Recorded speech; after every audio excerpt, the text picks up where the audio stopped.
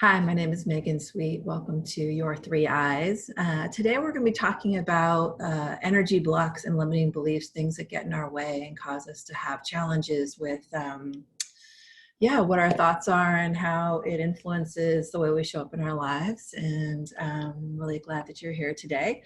Part of what I'll be doing today is talking about my personal story, giving you a little bit more background as to how I developed the three eyes, but also sharing a little bit of information about why the three eyes are important and how I came to them. So that's what we'll be doing. I'll also be giving a little bit of PowerPoint presentation just to give you some ideas and information to share just to help hold it for everybody. But then also we'll be moving back out to just the video as well.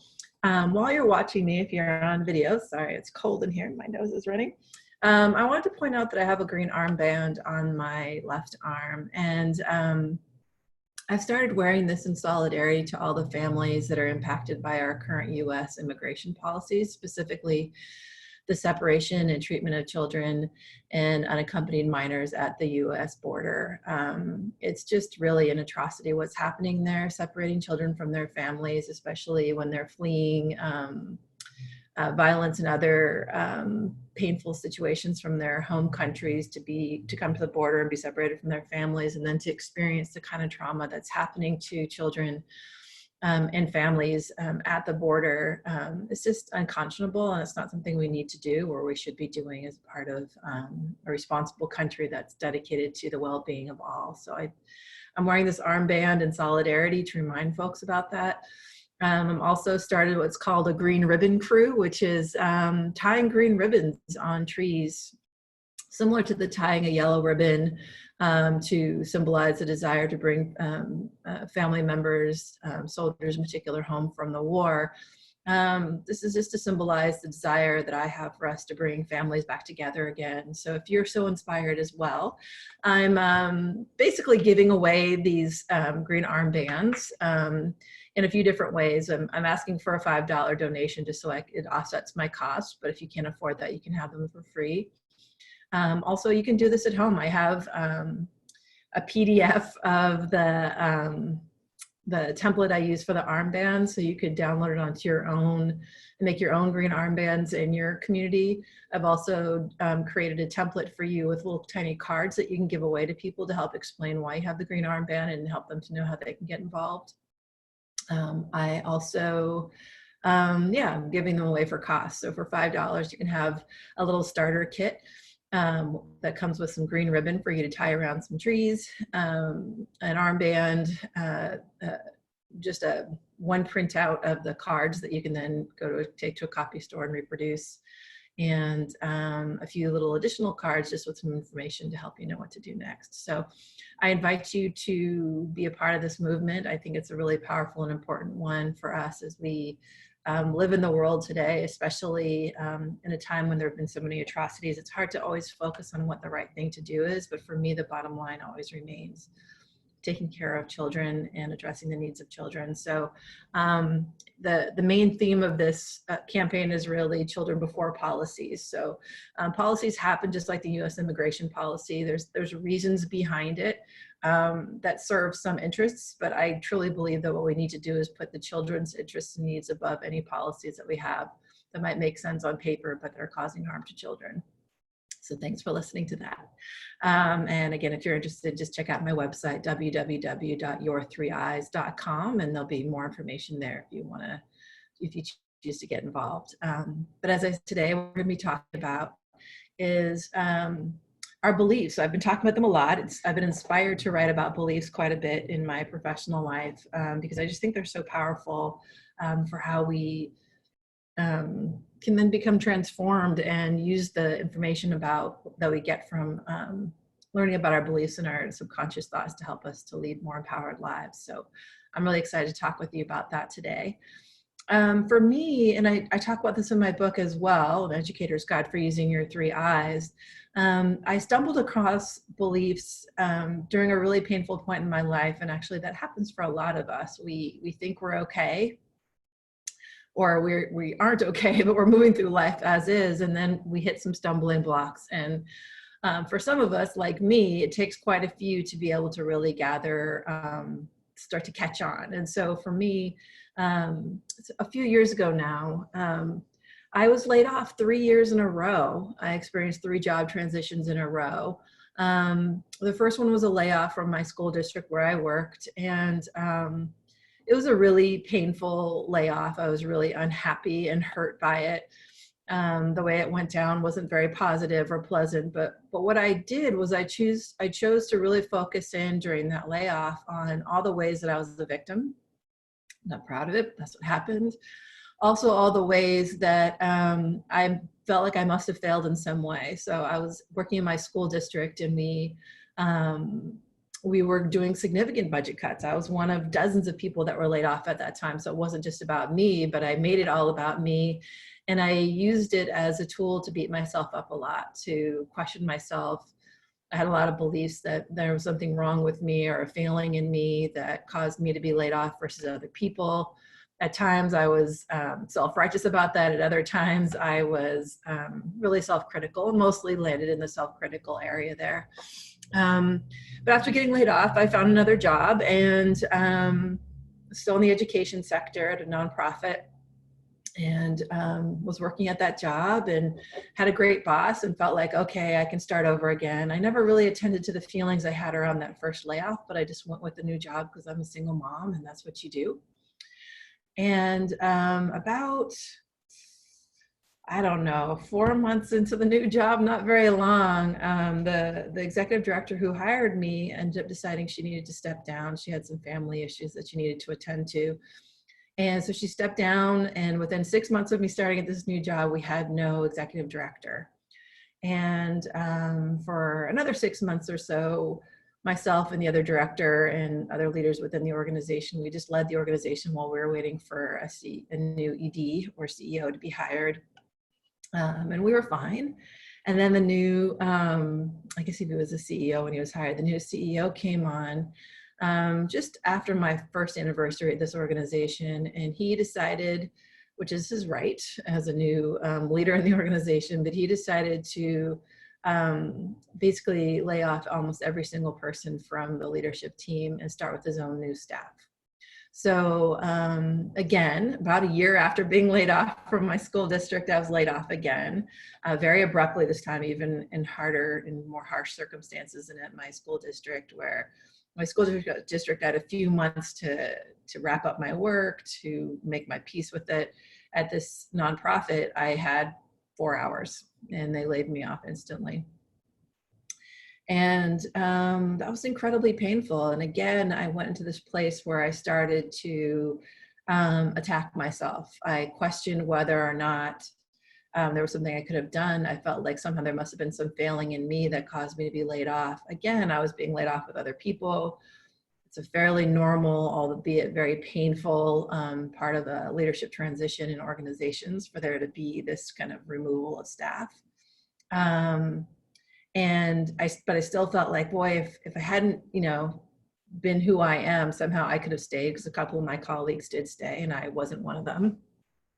Now, I also knew that the CEO wanted to dissolve my division in particular, which was around education finance, because he was going to be using that information. He was going to, he had access to a grant from a philanthropist, but part of the access to this grant was that the organization needed to take on their financial system, not the one that I had developed. So again, it made sense.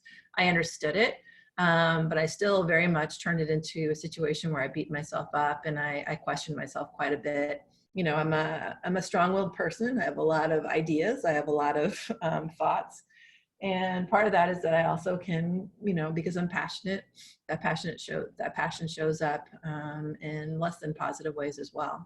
I can be emotional, and sometimes I can snap and be a little bit temperamental.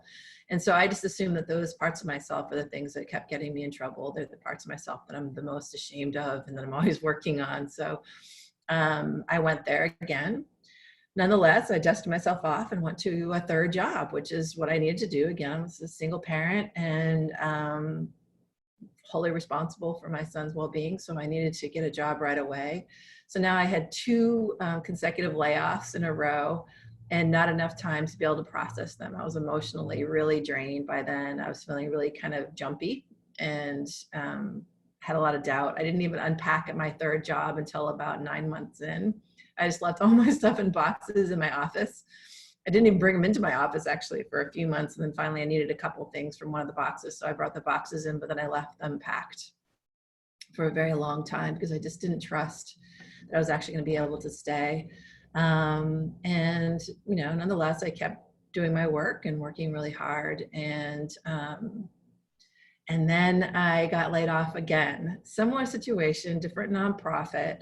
They were still maintaining the work, but in this situation, they had to make budget cuts, which nonprofits often have to do. And after a year of me being at that organization, they decided to restructure how they were approaching the work that I was a part of. And so yet again, I was laid off. And by then I was just completely devastated. I really felt like there must have been something about me that was leading to all these different layoffs and situations happening. Again, other people within the organizations where I'd been laid off had stayed, and I figured there must have been something special or unique about them that allowed them to stay, and something wrong and faulty in me that caused me to be the one that was continually being laid off. And it was with that third layoff, it was pretty devastating.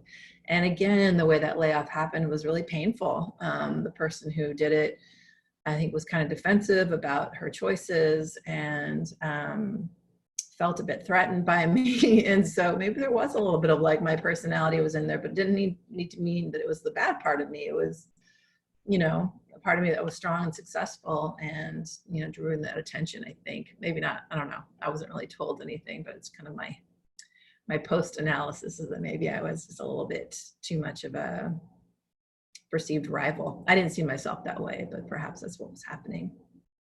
Anyway, it doesn't even matter the story behind that. I found myself laid off for a third time. I went back to my original school district because they had recruited me back by then. So again, even though I'd been laid off the first time, the second there was an opportunity for me to return, I was recruited back.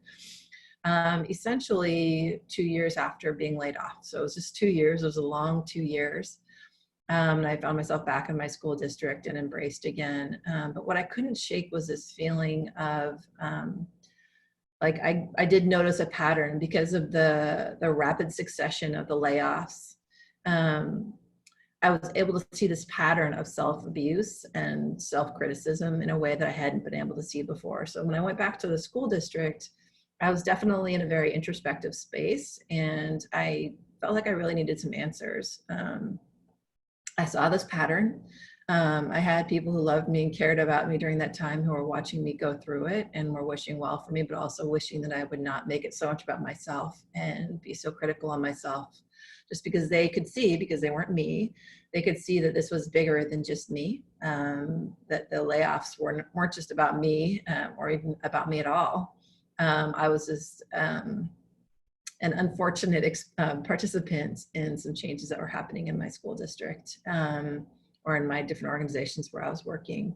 And I finally, after that third layoff, when the tapes were replaying it again of me beating myself up, of me being angry and hateful towards myself, I started to notice that pattern as well. So I couldn't avoid it, even myself, once I hit it that third time around, and I had to change something.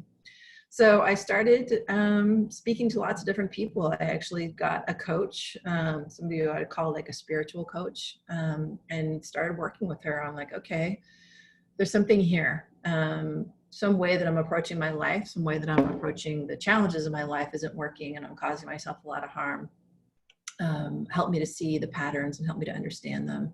And it was through working with her name's Jacqueline, that I came to understand what beliefs were in the first place, that I came to understand that we have these subconscious beliefs and stories that impact the way that we go about our lives, that we have programming, for lack of a better word, that influences the way we see ourselves, the way we see others, that influence our split-second decisions, as well as the way we make sense of our lives. And if I really wanted to become empowered, I needed to start to learn more about those. So that's what was the birthplace of Your Three Eyes. The book and my organization is, I'm just dedicated to helping other people to start to understand how our brains work, how our beliefs influence us, and how to live more empowered lives. And I just can't think of anything more important in the world than doing that work. So I'm really excited about sharing that with you today. I'm looking down because I'm going to, and I have to put on my glasses. I want to share a bit about, I made a little PowerPoint. I just want to share a little presentation for you all on showing the 3 I's so we can talk about it together. So I'm going to share my screen and hold on one moment, share my screen. So I can talk with you a little bit about how the 3 I's show up and what that looks like. So let's go to present mode. Okay. So as I've said before, with all the work that I do, and again, if you can't see my screen or you're not looking at the video, it's okay. Essentially, the main problem we're trying to solve in your 3 I's, my organization and my book, is to be able to be empowered to create the changes that we seek in our lives. And the first step of that is to start to understand what all those parts are, to start to really understand all the different interpretations, beliefs, ideas we have that are influencing us both for the positive and for the negative, and start to learn to work with them so that we can be more empowered and more intentional in how we move through our lives. I've said this before if you've seen any of my other presentations, but to me it's just such a powerful message. And this is from Anais Nin, which is that we don't see things as they are, but we see them as we are. We move through our lives and we have our experiences. And just like with my 3 layoffs, I had those experiences at the same time that I was having, I was the same person through all of those. And the way I saw myself was also influencing how I was showing up. So what I didn't share in that original story was that with each layoff, my self-doubt got worse. My tendency to pull back and hold back was worsened. My emotionality was impacted. So I think while I happened to be the victim of circumstance, I also wasn't helping myself when I moved through each of those layoffs, because the more I started to doubt myself, the more I started to feel bad about myself, the more I started to get in my own way. So it's really important that we start to understand our beliefs, how they're showing up for us, and how they're influencing the way we see our lives. In education, I talk a lot about this, but we're in front of children all day and they're not our children. And I think it's absolutely our responsibility to learn what beliefs and that we have about ourselves as well as about our students that are influencing how we're showing up, so that we can be the best, most empowered, most embodied people that we can be, the most intentional we can be, both for our own benefit, but also for how we show up for our kids and therefore for their benefit as well. So as I started into my journey of self-discovery, I very quickly came across basically 3 main lenses that I think are most supportive for us as we move through our lives. It's the birthplace of the 3 I's. That's intellect, insight, and intuition. And again, intellect is really logical thinking and reasoning. It's that frontal lobe part of our brain that we actually tend to lean on quite a bit and way too much. It's a really powerful and important part of our thinking and the way we move through the world as humans. And also it's super limited and it's prone to error because it only has one point of view. And therefore it can, if there's a mistake in that point of view, it'll just replicate that mistake over and over and over again. So we need to start to be a little bit aware of what's happening in our intellect. The second lens is insight. That's deep understanding of a person or thing. That's being reflective. That's knowing ourselves a little bit more. That's taking stock and learning from our mistakes, but also trying to understand what's happened as we move through our lives. Starting to understand those beliefs and what we're going to talk a lot about today, which are energy blocks, those things that get in our way so that we can be more empowered. And finally, the third eye is intuition, and that's knowledge based on instinct or feeling. So it's learning how to get out of our heads and get into our bodies and see what information is there to help us to be able to make better, more grounded choices. So it's learning how to be a little bit more integrated. When you put all 3 lenses together, I call this 3-dimensional seeing. It's just like when you put on a pair of 3D glasses and you're looking at one of those fuzzy three-dimensional images. When you put on the 3D glasses, suddenly everything takes new life and takes new perspective. There's new depth. You're able to see things with more clarity. And the same thing is true when we move through our lives using all three lenses. So it's not like a first lens, this one, first we use intellect, then we use insight, and then we use intuition. It's really using all three of them kind of simultaneously as we move through our lives. And when we do that, we can just see things more clearly. And we can be much more intentional about how we experience our lives. So that's what that is. Today, one of the things that we'll start to learn as we start to use our three eyes is to start to understand what beliefs are there, and what things might be blocking us from our potential. And so there's four main categories that come out of my training as a coach through through a coaching organization called IPEC. And we call these GALES because this each for the letter of each of the different energy blocks. But these are kind of energy blocks, excuse me, and they're kind of the hidden detractors from our empowerment. They get in our way. They often show up as split-second interpretations or experiences that influence how we do things without us even knowing that they're there. They're so fast. And so again, the three eyes help us to detect these. And once we can detect that they're at work, we can start to work with them and change them rather than continuing to let them influence us the way that they normally do. The first one is a limiting belief. I talk about this a lot, and I often tend to actually lump the other GALES into the limiting belief category. But the limiting belief is a block that is responsible for holding someone back from achieving their success. It's something that you accept in life that limits you. So if I have a limiting belief that every time that I'm not smart and that I can't be successful, that's going to get in my way every single time. A limiting belief I had as I went through these layoffs was that there was something inherently faulty in me, that I was flawed in some way that was irreparable, and that I was never going to be able to get past that. And the only way I got past those limiting beliefs is when I started to work with Jacqueline and started to understand that that belief was even there. Because I had this belief that somehow I was inherently flawed and was going to be continuing to experience these layoffs. And I'm happy to say that since starting to unpack that limiting belief more than 5 years ago, I haven't been laid off since. I've been able to, I feel much more empowered. I also don't feel like I'm this pariah that's getting in everybody's way or getting in my own way. The second energy block is interpretation. And interpretation is an opinion that we create about an event, a situation, or experience in our life. So it's the meaning we make of it. So again, my interpretation of the layoffs was that somehow it was my fault. I interpreted, I took all the different bits of data from those layoffs, things like, educators and educational institutions are always cash strapped. So rather than cost saving measures, or my programs no longer being needed at that time, so we had to prioritize other things. Any of the other ways I could have interpreted that, changes of leadership and therefore changes of staff, I interpreted everything as somehow being my fault and that I was at the heart of the situation. So I chose the piece of information I wanted to lean on the most, and then I went all in.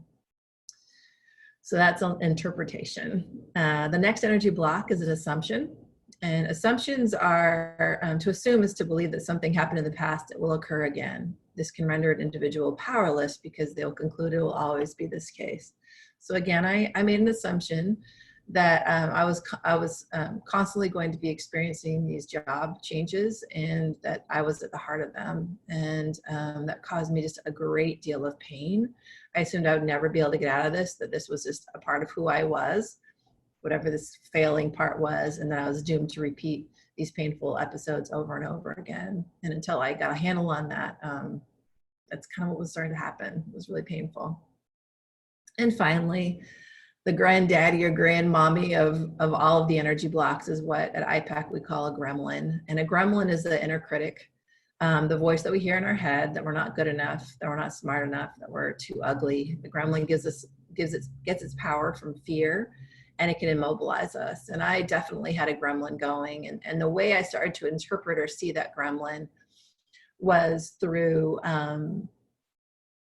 the repeated patterns. So I had all four of these going on, as I've already named, but the way that the gremlin started showing up and the way that I could start to see it is that self-talk that I was doing it after every single layoff, and how I was just assuming that I was so flawed and deeply failing as a human being that I was going to constantly be stuck there. And for a long time, I felt completely lost and didn't even know how to move forward. I felt like one of the worst human beings on the planet, and it took me a long time to get over that. So that's what a gremlin is.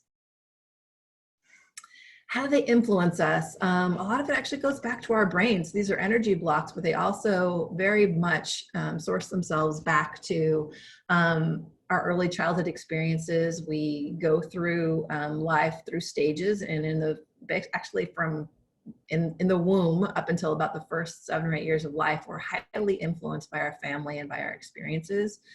And we actually continue to be even after those early, highly impressionable stages. The next stage goes to we're about 13, when we're still very, very influenced. And then even into our adulthood, we're influenced by the messages we receive all the time. But those early messages are really powerful. And I unfortunately got some really powerful messages that I was too strong, that I was powerful, and that I was dangerous or going to cause harm. I got these from a family member who I know didn't think that they were going to kind of set me up for a lifetime of dealing with that challenge, but they have. It's still there, even though I know about it now, and we'll talk a little bit about that. But those early influences affect us. And so when I hit challenges, and it's still true to this day, my first assumption is that somehow I've done something wrong, that I'm a bad person, and that it's my fault. And those really came from those early childhood experiences, where those are the messages I got from my earliest days, that I was made to feel responsible for someone else's happiness. I was made to feel like I was more responsible for their happiness than they were themselves. And I was told a lot of really damaging messages about who I was and what my character flaws were. And so when challenges hit, or actually even when I feel any kind of level of threat, that's where I go. And so that happens, and that's a part of the patterns that are in our brains. The other thing that happens that I mentioned on this slide, if you're looking at my slide, but it's also part of our natural and innate responses as human beings. When we lived as cavemen millions of years ago, or hundreds of thousands of years ago, I don't know when humans came about, we were given a really powerful tool in our brains to help us survive, which lives in the amygdala. The amygdala is a tiny, like almond-shaped, almond-sized part of our brain, right at the center of our brain. And what it does is it seeks out difference or novelty.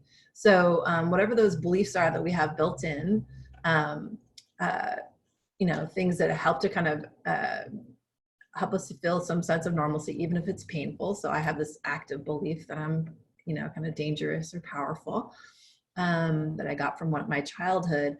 The amygdala, its job is to constantly look for examples to reinforce those beliefs. Because even if it's a painful thought, it's what we've now come to know and habituate as our safety. So the amygdala is constantly on the search every moment of every day for novelty, things that are different or that run outside of what our norms are or what our beliefs are. So it scans for things that reinforce our beliefs and rejects information that doesn't align with them. And then when we really find ourselves outside of our comfort zone in a situation that feels really different, our amygdala actually takes over, and it's called an amygdala hijack. It's also what many people call fight, flight, or freeze mode. Our brains literally shut down when we feel threatened. Our eyes get bigger, our pupils dilate, we stop salivating as much, and our frontal cortex shuts down briefly, and we become all instinct. The reason for this, adrenaline pumps through our bodies. The reason for this was that when we were early humans, our amygdala was looking for changes in our environment that might signal that there was a bear or that there was a mountain lion that was threatening our lives. And it was able to put our bodies into motion to save ourselves, to run, get out of the way, to protect ourselves. faster than even our frontal lobes, our thinking brains could catch up with. So our bodies are able to get on the move faster than than even our thinking brains can catch up with. That was great when we were avoiding mountain lions and bears and other physical threats to our well-being. But now those threats are things like emails or perceived slights from a colleague, things that aren't life and death, but our body treats it that way. And once our body starts to perceive that threat, it shuts down and gets ready for that fight, flight, or freeze mode. For me, the response associated with this limiting belief that I have, and based on my experiences from childhood, is fight. And that's an unfortunate one as well. And I'm aware of it, but that's why I also have some energy blocks associated with it, because that's my normal response. Until I became aware that that's what was happening, all I did was deal with the aftermath of it. So if I feel threatened, I call it kind of getting into the corner and kicking. I never actually kick anyone, but it's that self-defense mode. I get very defensive. I start trying to protect myself. As my layoffs were happening, that was definitely kicked in, but also my self-awareness that part of me is there. I kept attributing my layoffs to that fight, flight, or freeze mode and that response that I have for myself based on those beliefs. But I just didn't know that that's what was going on. So I had all these experiences. I knew that I had kind of a what I'd call a temper or a tendency to be defensive or to push back. I attributed that to being a bad part of me or a sign of my failing. And I didn't realize that it was based on these childhood experiences, these very deeply embedded beliefs about myself and about my body's very natural and reasonable response to threats. So I had the outward experiences of them, but I didn't know what the internal part was. And once we can start to get a hold of the internal part, then we can start to shift it and change it. And that's exactly what's happened for me. So I want to encourage all of you to also start to get in there and start to change what your beliefs are. I think the biggest key, the first step towards being able to start to see our beliefs and to understand them, and to understand how our gales, our limiting beliefs, our interpretations, our assumptions, and our gremlins start to influence us, is to start from a place of curiosity. So I always invite everyone to commit to curiosity and to do it with love. If we start to explore our beliefs and our ideas about ourselves from a place of self-hatred or criticism, it's going to be really hard for us to be able to get in there and see what's really going on. Really, the only way to start to shift and change our lives in a really consistent, positive way is to do it from a place of self-compassion and care. Because it's painful and we need to learn to embrace ourselves. If we fight ourselves, we criticize ourselves, it's just going to get too painful to actually go in and do any of the significant changes. So we'll start to back out of it and not participate. So I encourage us to do it with curiosity. That's what happened with me. I finally got to this place where once I understood where my beliefs came from and what my responses were a part of this is my natural biology as a human, but also my learned experiences that I've had since childhood. It helped me not to blame others, but to help me to understand what was going on and gave me some space. Once I had that space, I was able to approach myself with a lot more care and able to then really start to make some changes. So I invite you to commit to curiosity. I also always encourage mindfulness. And one of the things that I did start to employ right away when I started to work with Jacqueline and started to explore beliefs is started to do mindfulness on a regular basis. So I'd long had a mindfulness practice where I meditated, but always during times of pain and suffering. And when things were going well, my mindfulness practice would kind of fall by the wayside. And so one of the big shifts that I did make once I started to understand about beliefs was starting to have a regular mindfulness practice, regular meditation on a daily, weekly basis. And mindfulness actually does a few things. One of them is it actually helps us to slow down our responses. So if we employ mindfulness, we actually can catch ourselves before our assumptions have a chance to get hold, before any of our gales have a chance to get us and get us into our habitual responses. It enables us to slow down a little bit and to be a bit more intentional. They also help us just to feel better.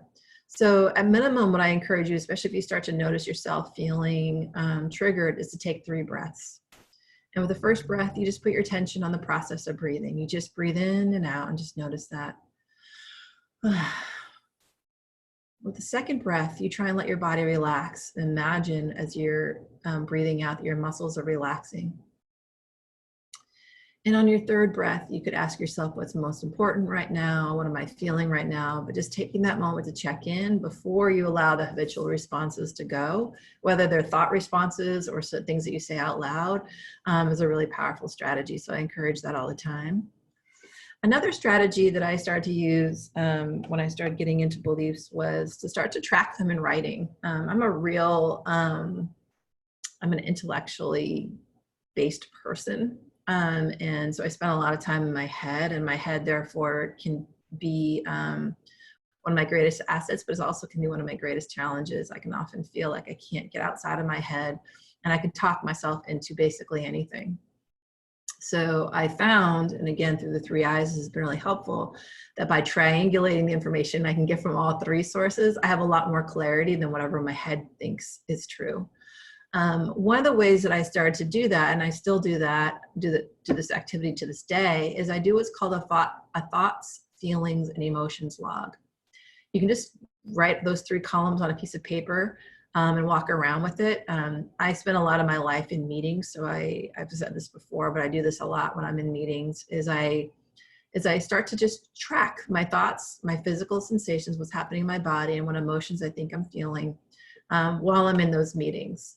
Especially if I'm in a meeting that's triggering or where I feel like a little bit unsafe. It's a really powerful place to do that. And when I was newly starting out on this journey of understanding about beliefs, I thought I had a good handle on it, but I was working with them anyway. I'd kind of stumbled across this thoughts and feelings and emotions log idea. And I was tracking those things as I was sitting in a meeting. I did it for just a week once. It's hard to do it all the time because it can become laborious, although I think it's helpful. But I chose for a week to do it in depth. And so every day I'd bring my journal with me. I'd go into my meetings and I would participate in the meetings as usual. And then I would track, when I wasn't speaking or actively engaged, I would track my thoughts, feelings, and emotions as they happened. And I wouldn't look at them later. I would just track them and keep moving. And what I found after a week was a lot of anxiety and fear about speaking up and being over speaking, offending people, making people angry, being afraid that somehow people were sitting in judgment of me as we were sitting in the meeting, just lots of fear about other people's opinions about me. And that really surprised me a lot. One of the things that I get the most compliments about in my life is how forthright I am and how much people appreciate how forthright I am in meetings and in all other places. And yet when I was checking in on myself during these meetings, when I was like, my inner dialogue was fear, anxiety, and doubt, self-doubt a lot. And once I saw that that was my pattern, I've now been able to work with it. You can't always make these beliefs go away, and definitely not go away immediately. But as soon as I started to become aware that that belief was in there, that fear was in there, I started just to pay attention to whatever would show up, and I'd start to try and redirect it. I'd thank the fear and the thought for being there, and then I'd ask it just to move on, or I would check in on what the feeling was. And if I wasn't feeling safe or I wasn't feeling like confident, I chose to speak a lot less. And then if I did hear the dialogue happening after I spoke anyway, I would just try and let it go, just recognizing that it was a limiting belief that was trying to get a hold of me. So rather than engaging with it, I would just acknowledge it and then move on. And again, I've said this before, but the reason why that's important is that we need to love ourselves, that we really can't heal what we refuse to see.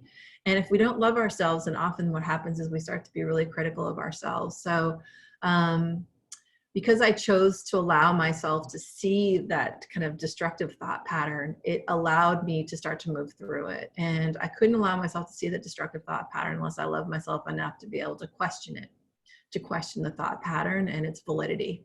So once I started seeing, over and over again, I'm having anxiety about my beliefs, about what I'm saying and thinking, it enabled me to stop and to redirect my attention into something else, and to give myself some love in that moment. So when I would now again, when I catch those thoughts, I try and I don't give them a lot of power. And I also try and give myself a little bit of compassion of like, okay, here this is again, and we don't need to let this be so powerful. So I just want to always encourage you to do that as well. Another strategy, and one that I use a lot, is to try and personalize or personify the gremlin in some way. So if you're looking at the video, this is the personification of my super powerful gremlin, which I call Wild Girl. So this is that part of myself that I've described already that kind of gets in the corner and kicks, that can seem really defensive. And if you're looking at the image, it's a little girl with flowing hair, and she's in what looks almost like a fireball. And it's my terrible drawing, but it's, I have these images, these drawings of lines moving off of her to suggest that she's moving really fast. And that's often how I feel when I'm super triggered, is I am off to the races before, and my habitual responses are happening before I even have a chance to catch up. I've already said the thing that I then regret. I made the assumption, I've caused the harm before I can even catch up with myself. It's already out, and then I'm just dealing with the wreckage from it. This little girl actually comes from Star Trek. So those of you who are my age or older, maybe even younger, you might be familiar with Star Trek. And I'm not talking about Star Trek The Next Generation or any other spin-offs. I'm talking about the OG Star Trek from the 60s with Captain Kirk and Spock and everybody.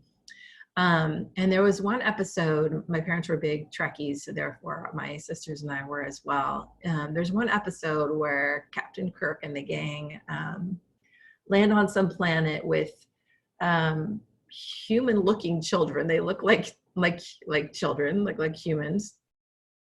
And there's no adults around. And the kids are affected by some kind of plague, and they have looks like blue cheese almost smeared on their faces, like there's weird kind of bluey, whitey patches on their skin. And essentially they come across this planet where basically everybody is dying from this plague, and the adults have been killed first. And now there's only children living, and many of them are dying too. And in that episode, they're in some kind of it looks like a kitchen or something, I can't quite remember, but Captain Kirk opens up a cupboard, and there's this little girl, the little girl that's captured in this image here, trapped inside of she was hiding inside the cupboard, and she springs out of the cupboard and kind of yells and growls and almost bites at Captain Kirk like a wild animal, and then runs out. And that's kind of what it feels like inside of me when I'm triggered like that. And it was a really helpful personification to imagine that wild girl in that way, of this little girl dressed in her nightgown. That's what's in my picture there. Kind of savage and untamed, and just purely in this self-preservation space. And given how I grew up and some of the challenges I had as a child, it makes sense that the wild girl was there. When I personified the wild girl, the other thing that you can do once you start to identify your gremlins is to start to ask why they're there. So I personified the wild girl. That was a really helpful first step, because it made it a little bit separate from me. So it wasn't me being the wild girl, that was an element of me. The next thing I did was to start to ask, I did some meditations and other practices, but start to ask her why she was here, and to start to imagine all the ways that the wild girl shows up and when she shows up. So when I started to track those places where the wild girl shows up, she shows up when I'm feeling afraid, when I'm feeling threatened, when I think that somehow, my life or my standing in some way is at risk. And when I think back to why the wild girl might have shown up, or when I started noticing her, she started showing up in my childhood, and she showed up in that way to be able to advocate for me. This is no criticism of my parents or my family of origin, but my needs were often unmet in my family because of the dynamics happening in my family. And the only way I got my needs met is if I got loud. I spent most of my time being the good girl, being the one that was responsible and taking care of things. And being the one that kind of kept things going. But in the midst of all the different dynamics in my family, I often got lost. And so my needs got lost as well. And the only ways that they would show up is if I got loud, if I yelled, if I got angry. And when I would get angry, often in the form of a tantrum or something very unpleasant, that is when people would stop and pay attention and see me. And when I realized that, that was just a really helpful insight, which is, okay, the wild girl shows up when I feel like I'm not being seen, when I feel like my needs aren't being met, when I feel like something's unfair. This is helpful for a few reasons. Number one, I know now the places where the wild girl is likely to crop up and I can do some things to help myself in advance. So if I'm in a situation where I feel like maybe my needs aren't going to be met, where I feel like I can sense that I'm feeling threatened in that way, I can do some things to help myself to stay a little bit more calm and grounded before I'm even in those spaces. So I can meditate before a meeting. I can just be aware of my thoughts and my perceptions when I'm around people that make me feel threatened. I talk to friends and kind of check my assumptions and my interpretations before I go off to the races with it. I also give myself a lot of compassion when the wild girl gets out anyway, which she still absolutely does. Still absolutely moments where I'm like, oh shoot, there she is. But now I just treat it with a lot more compassion. I can see her, I can see what's happening. I understand her intentions, which are all positive. She's not trying to ruin my life. She's not trying to make things difficult or painful for me. She's trying to help me to feel safe. She's trying to protect me. And as soon as I started to understand that a little bit better, it helped me to let go of the judgment I had of her and the frustration I feel. And you know, I'm definitely not happy when the wild girl shows up still, especially when she wreaks havoc. But I understand it now, and that's helpful. The other thing I did is I started to understand some of the positive things that the wild girl does. So while she can wreak havoc in my life and cause me to have to make apologies for people or make amends when I get too angry, she also helps me to be incredibly strong. And so, you know, I've had jobs where I haven't always been the calmest that I could be, but I'm also incredibly strong. And I'm known not only for being forthright in what I'm saying, but in staying in there, staying in difficult conversations, difficult situations, and not bowing out, not backing down, sometimes feeling almost fearless, but just determined. So the wild girl also represents my sheer determination and focus, and my ability to stay in difficult and challenging situations when I believe it's for the best interests of the people that I'm serving, especially children and families, but adults in my professional situations as well as at home. I don't back off easy. And that's the wild girl too. And so when I can see the positive sides of the wild girl, I'm not fighting with her so much. I'm embracing her. And sometimes what I do is I also send her on missions. So if there's something really hard, I kind of imagine the wild girl and I check in with her and I send her off in advance of me, helping to clear the way, because she's powerful in that way. And she can do that even without me being actively present. So I've learned to embrace and appreciate the wild girl and to try and tame those places when she shows up in a way that she shouldn't be. And, you know, another simple thing that you can do with your gremlins, once you kind of take a moment to personify yours, is to thank them. So again, even when the wild girl does stuff that I don't like, I try and thank her because her intentions are good. There's nothing about the wild girl that is trying to cause me harm in any way, shape, or form. She's simply just trying to help me out and help me to be successful, keep me safe, and keep me alive. And when I remember that, it's hard to be mad at her. I can be frustrated at the outcome, but rarely can I be mad at her when I know that that's her intention. And it really helps me to be more empowered with how I work with her. So I encourage you to do the same thing for your gremlins once you come across them. So that's a bit of my talk about the gremlins and mine in particular, Wild Girl, and I'm sure I'll talk about her again someday. But as we get into the new year, and often we all kind of start to embrace and think about ways that we want to be new or different in the next year. We want to exercise more, we want to lose some weight, we want to stop having our gremlins influence us.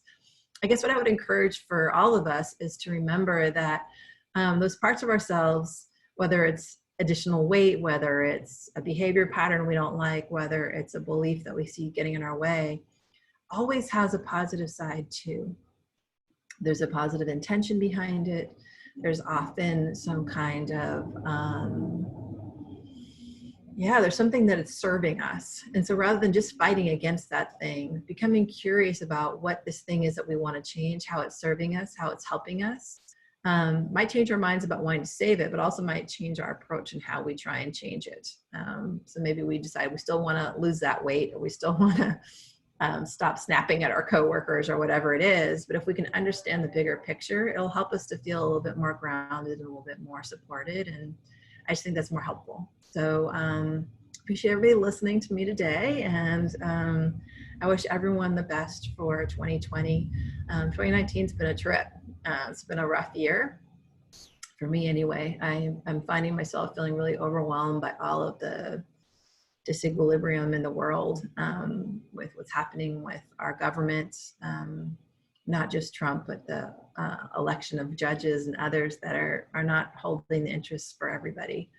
I'm really concerned about our children at the border, what's happening to humanity across the globe, as well as what's happening to the globe, what's happening to our planet. So I wish everybody just the very best for 2020, and to bring a lot of love and compassion into the world for 2020, because we all certainly need it. So thanks for joining me today, and I'll see you all in 2020.